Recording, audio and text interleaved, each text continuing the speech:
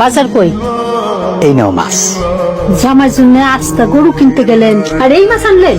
ওটা কাকাটাই। আর বাজার কই? ঘরে চাউল নাই? মাছ নিয়া ঘরে যাও, কারো কাছ থেকে চাউলের ব্যবস্থা করতে পারি কিনা। আনতেই হইব, চাউল না আনলে জামাই পাতে ভাত দিব কেমনে? গিয়া ঘর দুয়ার গুছাও, জামাই চলে আসতেছে। আচ্ছা, মাছটা রেখে ঘর গুছাইতেছি। আব্বা, আসসালামু আলাইকুম। আসসালামু আলাইকুম আব্বা, কেমন আছেন আব্বা? আলহামদুলিল্লাহ। তুমি আসবার শুনিয়া গরু কিনতে গেছিলাম, কিন্তু আমি ভুলেই গেছি আজকে যে হাটটা। থাক আব্বা, গরু আনতে আপনি কইছেন, আমি তাতে আমার জামাই গরু খাইবো না? আমার এত লাখ লাখ টাকা, আমি এগুলা দিয়ে কি করবো? খাওয়া ভাই, আপনি গরু খায়া আরো মোটা হয়ে যাইবেন।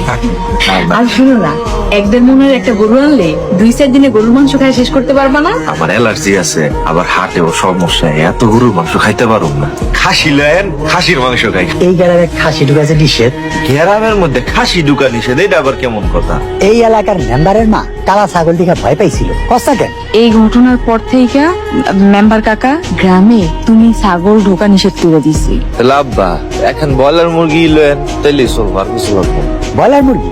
আমার জামাই খেবে ব্রয়লার মুরগি? এটা তো আমি মারতেই পারতাছি না। তুমি দুলাভাইয়ের লেগা ইলিশ মাছ নিয়ে আইসো। ইলিশ মাছ লেন, যদিও আমার অ্যালার্জি, তবে ইলিশ মাছটা আমার খুব পছন্দের একখান খাওয়া। আমি তাহলে বাজারে যাই, জামাইটা নিয়ে ঘরে যা। তুমি আমার মান সম্মানটা রক্ষা করো।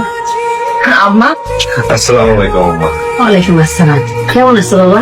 জি আম্মা, আলহামদুলিল্লাহ। আপনি কেমন আছেন? ভালো আছি। তোমার আব্বা আম্মা কেমন আছে? জি আম্মা, সবাই ভালো আছে। কি রে নাজমা, তোর দুলাভাই বাড়িতে আইবি, একটা নতুন চাদর বিছাইবি না? আর করো না, মাঝে মাঝে ইনকাম ট্যাক্সের লোক বাড়িতে আসে, আব্বার যে টাকা আছে তা বুঝতে না দেওয়ার লেগা পুরাতন চাদর বিছাইয়া রাখি। জামাই বাবাজি বড় বিল্ডিং দেওয়ার পরে আলিশান খাট কিনুন, তারপরে চাদর টাদর সুন্দর বিছানো, দেখো না ভাঙ্গা চুরা খাট। আপনারা কোনো টেনশনই নেই, আমি এখানে ঘুমাইতে পারবো। তাইলে তুমি বিশ্রাম করো, আমি একটু রান্না করে যাই। কাশেম ভাই, আমার 1000 টাকা দাও। আমি কোনো টাকা পয়সা দিতে পারবো না। লাভেই নিও, তারপরেও দাও না। এই আগে লাভের কথা কইয়া তুমি আমার থেকে 50,000 টাকা নিছো, সেই টাকা তো তুমি আমার এখন পর্যন্ত ফেরত দাও নাই।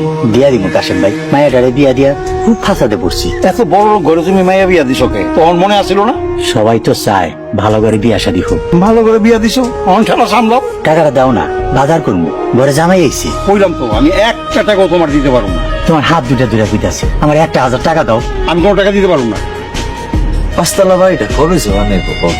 আর কিছুদিন পরেই বানাইবো। এখন কাম ধরে নিলে ভালো হতো না?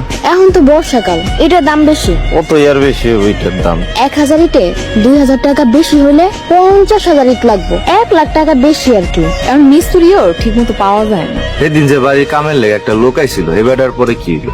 এমন লোক তো প্রতিদিনই আসে, সবাই দিয়ে তার বাড়ির কাম করানো যাইব না। কাম করানো যাবে না কেন? আর ও চরিত্রতে বসেছে চুরি করে। আর সমস্যা নাই, আমি থাকতে টেনশন কি আর? কাম কাজ করা দিয়ে গেলাম, সমস্যা নেই তো। আপনি হচ্ছেন জামাই মানুষ, আপনি কাম করবেন কেন? আমি আব্বারে কামে সাহায্য করি। আব্বাই তো জীবনও তোমার দিয়ে কোনো কাম করাইবো না। একমাত্র জামাই আপনি,